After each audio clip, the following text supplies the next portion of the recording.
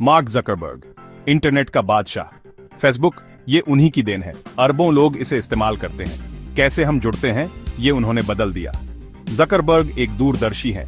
उन्होंने कनेक्शन का भविष्य देखा और उसके लिए एक प्लेटफॉर्म बनाया। हार्वर्ड के कमरे से दुनिया पर राज करने तक फेसबुक का सफर लाजवाब है। जकरबर्ग का नेतृत्व कमाल का था। उन्होंने रिस्क लिया और नया किया। उनकी कहानी सिर्फ एक कंपनी की नहीं है, ये टेक्नोलॉजी की ताकत की कहानी है, ये दुनिया को जोड़ने की कहानी है, और ये एक आदमी के सपने की कहानी है जिसने दुनिया बदलने का सोचा। जकरबर्ग का सफर हार्वर्ड यूनिवर्सिटी से शुरू हुआ। हार्वर्ड के हॉल्स में उन्होंने अपने सपनों की नींव रखी। वो कंप्यूटर के दीवाने थे। घंटों तक कोडिंग करते रहते थे, नई नई चीजें सीखते और एक्सपेरिमेंट करते। मजे के लिए प्रोग्राम बनाते थे। एक प्रोग्राम था फेस्मैश, जो उन्होंने अपने दोस्तों के साथ मिलकर बनाया था। ये क्लासमेट्स की खूबसूरती की रैंकिंग करता था। ये प्रोग्राम बहुत पॉपुलर हुआ, लेकिन विवादास्पद भी था। ये थोड़ा विवादास्पद था, पर इससे उनकी प्रतिभा दिखी। इसने जकरबर्ग को और भी प्रेरित किया। 2004 में उन्होंने फेसबुक लॉन्च किया। ये एक बड़ा कदम था।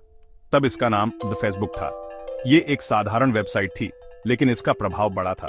ये सिर्फ हार्वर्ड के स्टूडेंट्स के लिए था। हार्वर्ड के छात्रों ने इसे तुरंत अपनाया। ऑनलाइन जुड़ने का एक जरिया था। ये छात्रों को एक दूसरे से जोड़ता था। स्टूडेंट्स जानकारी शेयर कर सकते थे और बातचीत कर सकते थे। ये एक नई तरह की सोशल नेटवर्किंग थी। ये साइट तुरंत हिट हो गई। हर कोई इससे जुड़ना चाहता था। हफ्तों में हजारों लोग जुड़ गए। ये एक क्रांति की शुरुआत थी। जकरबर्ग को इसकी क्षमता समझ आ गई। उन्होंने इसे और बड़ा बनाने का सोचा। उन्होंने फेसबुक को दूसरी यूनिवर्सिटीज तक पहुंचाया। ये एक बड़ा विस्तार था। जल्द ही ये सबके लिए खुल गया। अब कोई भी इससे जुड़ सकता था। फेसबुक तेजी से बढ़ा। लाखों यूजर्स जुड़ गए। ये एक वैश्विक मंच बन गया। जकरबर्ग ने हार्वर्ड छोड़ दिया। उन्होंने अपने सपनों का पीछा करने का फैसला किया। वो फेसबुक पर पूरा ध्यान देने के लिए सिलिकॉन वैली चले गए। वहां से उन्होंने एक नई शुरुआत की। जकरबर्ग का विजन साफ था। वो एक ऐसी दुनिया की कल्पना करते थे जहां हर कोई एक दूसरे से जुड़ा हो। वो दुनिया को जोड़ना चाहते थे। उनका मानना था कि तकनीक के माध्यम से हम सभी को एक साथ लाया जा सकता है। उन्हें समुदाय की ताकत पर भरोसा था। वो मानते थे कि एक मजबूत समुदाय ही समाज को बेहतर बना सकता है। फेसबुक इस लक्ष्य को पाने का जरिया था। यह एक ऐसा प्लेटफॉर्म था जो लोगों को जोड़ने के लिए बनाया गया था। वो फेसबुक को सिर्फ एक सोशल नेटवर्क से ज्यादा मानते थे। उनके लिए यह एक मिशन था। वो इसे कम्युनिकेशन के प्लेटफॉर्म के रूप में देखते थे। एक ऐसा प्लेटफॉर्म जहां लोग आसानी से संवाद कर सकें। लोग कहीं भी किसी से भी जुड़ सकते थे। यह एक वैश्विक नेटवर्क था। अपनी जिंदगी और अनुभव शेयर कर सकते थे। यह एक ऐसा मंच था जहां लोग अपनी कहानियां साझा कर सकते थे। जकरबर्ग खुलेपन और पारदर्शिता में विश्वास रखते थे। वो चाहते थे कि हर कोई अपनी बात खुलकर कह सके। वो चाहते थे कि फेसबुक आजादी से अपनी बात कहने की जगह बने, एक ऐसा स्थान जहां विचारों का आदान प्रदान हो सके। उन्होंने लोगों को अपने विचार शेयर करने के लिए प्रोत्साहित किया। यह एक ऐसा मंच था जहां हर आवाज सुनी जा सकती थी। उनका विजन लाखों लोगों के दिलों में जगह बना गया। यह एक ऐसा सपना था जो हकीकत में बदल गया। फेसबुक ने दूरियां मिटा दी। यह एक ऐसा माध्यम बन गया जिसने लोगों को करीब लाया। इसने अलग अलग संस्कृतियों और महाद्वीपों के लोगों को जोड़ा। यह एक सांस्कृतिक पुल बन गया। यह एक वैश्विक घटना बन गई। फेसबुक ने दुनिया को एक नई दिशा दी। सेक्शन 4, फेसबुक एक ग्लोबल जायंट। फेसबुक की ग्रोथ कमाल की थी। हर महीने लाखों यूजर्स जुड़ते गए। यह दुनिया की सबसे बड़ी सोशल नेटवर्किंग सर्विस बन गई। लोग फेसबुक पर सब कुछ करते थे। दोस्तों और परिवार से जुड़ते थे, खबरें और जानकारी शेयर करते थे, समान रुचि वाले ग्रुप्स में शामिल होते थे। बिजनेस वाले फेसबुक पर टूट पड़े।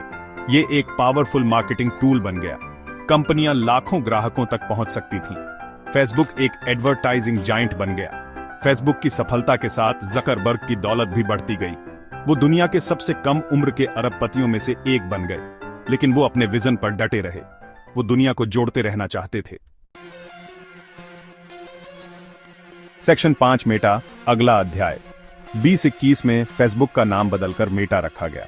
यह बदलाव केवल नाम का नहीं था, बल्कि एक नई दिशा की ओर कदम था। यह जकरबर्ग के सफर का एक नया अध्याय था। उन्होंने एक नई डिजिटल दुनिया की कल्पना की थी। उन्होंने सोशल मीडिया से आगे का भविष्य देखा।